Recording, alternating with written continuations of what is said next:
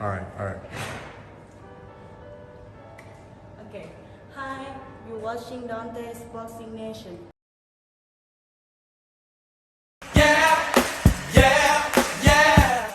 Dante's Boxing Nation, what's going on, guys?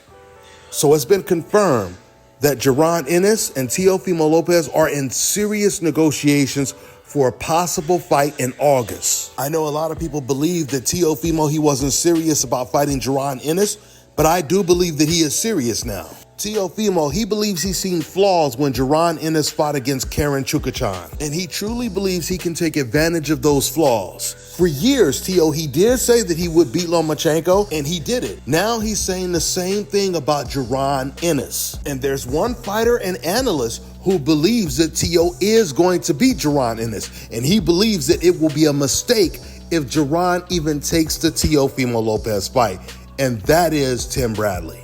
Crazy. Hey, Boots Ennis better leave Teofimo Lopez alone. He better leave him alone.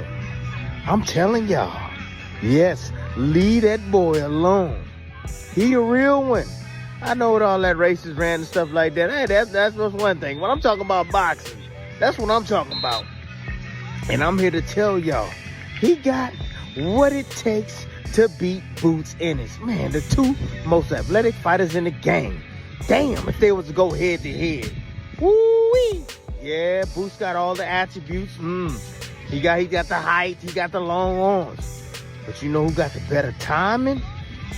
That's Teofimo Lopez. You know who's athletic? Who was the last athletic guy that Boots fought? Hearn? Hearn was the last one? Yeah. And don't think that Boots gonna be able to out-punch him. Don't think that. No, he not. Because you go back, you watch that Claggett fight. That boy Teofimo Lopez, he got some lungs too. When he full-fledged and hungry, he got lungs too. He threw almost 1,000 punches in that fight. Yeah, Boots, I see you. Your numbers is quite high. You around 600, 500, 600, close to 700 sometimes. But guess who can match that output? Teofimo Lopez. Yeah, Boots. All them little lapses you be having, you ain't gonna be able to have them lapses with Teofimo Lopez. Oh no. That dude is on his game. When he right, when his mind right, it's hard to beat that dude. Explosive, smart, he got a high IQ as well as you do.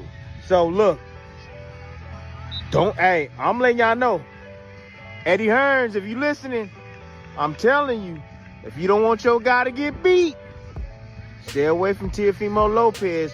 You want to give him a couple more fights before you fight that guy? I know Teo is moving up to 47. I get that. Yeah, y'all gonna say the power and all that. Oh, I get all of that. But like I told y'all, hey. First of all, Eddie, he don't care if his black fighters lose. I mean, this is the same guy who was trying to match Andre with Charlo, but did not want to match Andre against Munguia or Canelo or Golovkin. Or at least I should say he didn't put pressure on Munguia, Golovkin, Canelo to fight Andre, but he put a lot of pressure on Charlo to fight Andre. And back then, Charlo was a much tougher fight for Andre than a Munguia or a Golovkin or a Canelo. I believe Andre would have beat Canelo and Golovkin, and certainly he would have beat Munguia. Richardson Hitchens is an Eddie Hearn fighter. Now, I played the clip for you guys. When Hitchens was fighting against Liam Paro, the lead DAZN commentator, he said it would be in Matchroom's interest for Hitchens to lose to Liam Paro so Liam Paro can be matched up against George Kambosos and they can fight against each other in Australia. So Tim Bradley, if you thought that Eddie Hearn cares if his black fighter loses, you were wrong. When Hearn made it very clear that he did not want to move to 154 right now and he wanted to unify all the belts at 147, it was Eddie Hearn that was still pushing for Hearn Ennis to move up to 154 and fight against Virgil Ortiz, which I believe he beats Virgil Ortiz. But at the time, because he decided not to move up to 154, you had some fans and DAZN analysts, including Tim Bradley, accusing Boots of avoiding Virgil Ortiz. So let's get back to what Tim Bradley said. Bradley believes that Teofimo Lopez has the better timing. Now, I will say Teofimo's specialty is his counter-punching ability. Teo is a very good counterpuncher. And I think that was on full display when he fought against Lomachenko. The reason why Lomachenko was afraid to let his hands go for the first 6 rounds, because Loma is such a smart fighter, he could see the counters that Teo was setting him up for. And that was the reason why he was afraid to let his hands go. But there are a lot of differences from a Lomachenko versus a Hearn Ennis.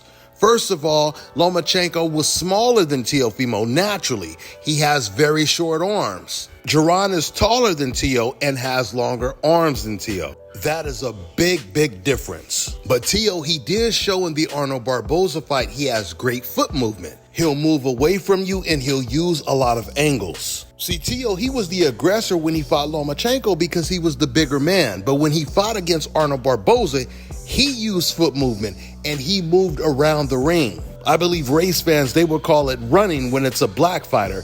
But because Teo is not black, they would call it boxing. You know, I know I won. He's a great fighter. I thought I put a boxing lesson of my life. I mean, people were expecting me to duke it out. He's a very strong fighter, but I was making him miss and making him pay, and I'm hurt. You're hurting. I'm hurt inside, emotionally. Because your plan didn't work? That was Oscar De La Hoya versus Tito Trinidad in 1999. Oscar trying to explain why his plan of him moving around the ring without throwing any punches for the last 3 rounds didn't work. But now the same Oscar De La Hoya criticizes Devin Haney after his performance against Ramirez. When Oscar constantly moved around the ring and didn't really throw any punches, it was a boxing lesson. But when Devin moved around the ring and threw more punches than Oscar did, now today Oscar, he disses Devin Haney and says he never wants to be part of a Devin Haney promotion again. So going back to Teo is going to use a lot of foot movement in a fight against Hearn Ennis, just like he did against Arnold Barboza. That's going to be his strategy to beat Hearn Ennis. At least that's his plan. Teo is looking at what Karen Chukachan did in the first fight against Hearn, and he thinks he could be even more effective than Karen was. Now, Hearn, he looked magnificent against Stanionis. Teo is not going to fight him that way.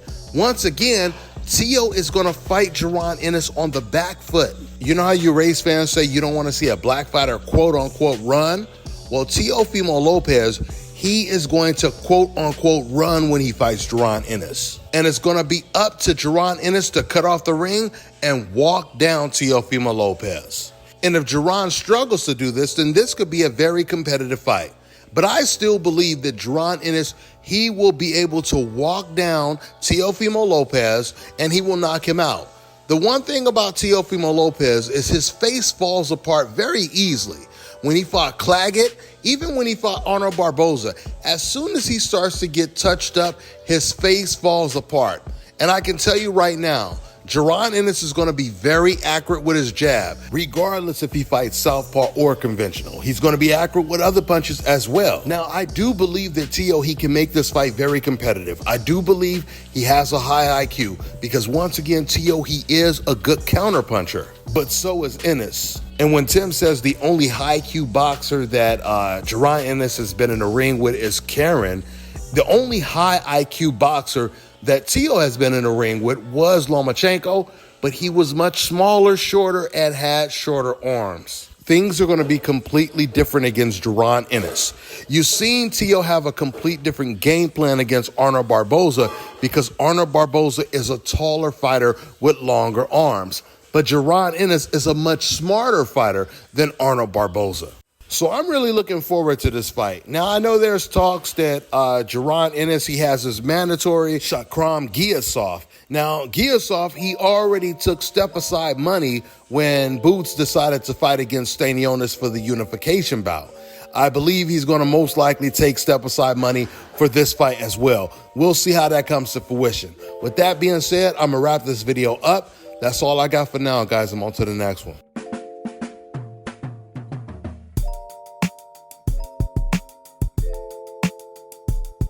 All right, now check this out, guys. If you're looking to repair eczema scars, burns and bruises, dark spots and blemishes, fever blisters, diabetic ulcers. And this right here is the perfect product for you guys. It's called Elo Diki Face and Body Oil. Athletes and top-ranking boxers, they're also using it after training to reduce swelling, inflammation, and to ease the pain. So get yours today. Go to elodiki.com, like them on Facebook, and follow them on Instagram.